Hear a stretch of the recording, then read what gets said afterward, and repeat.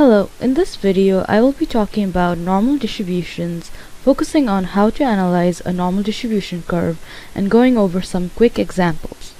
Normal distributions are a natural phenomena. Examples of this distribution are test scores, human height, human weight. The shape of this distribution curve is that of a bell, and the two characteristic parameters are mean and standard deviation, also referred to as mu and sigma respectively. Now let's look at some examples of normal distribution curves. Here we have three curves. Let's look at the red one first. We can see that the red curve is significantly flatter than the other ones.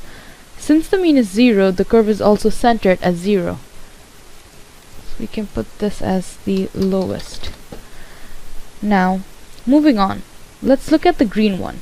In comparison to the one before, it is higher than the red curve, even though it is also centered at 0. Well, the mean for both red and green curves are the same, but the sigma for the green curve is half of that of the red curve, and that is what causes the change in shape.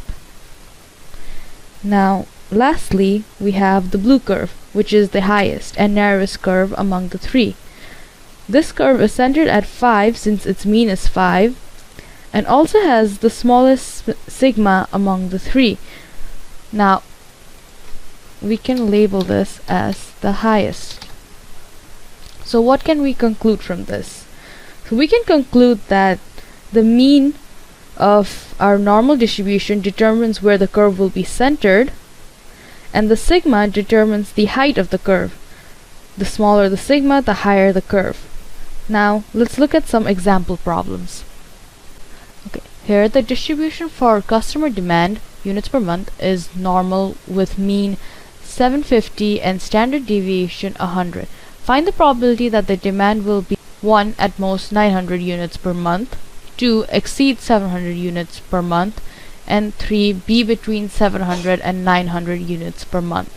Now, since normal distribution is a continuous distribution, we often look at the cumulative probabilities, as the density function gives us little practical application. Now, the first question is at most 900 units per month. So what we do in Excel is we use the formula norm.dist.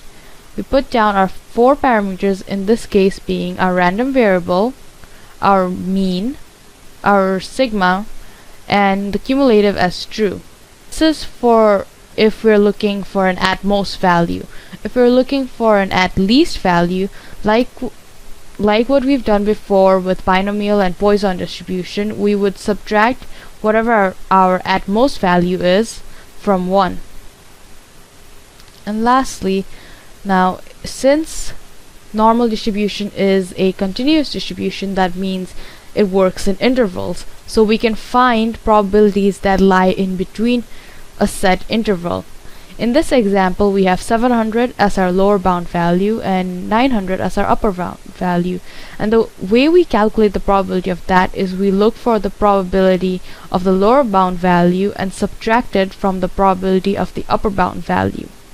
And we'll explore these questions more in Excel in following videos.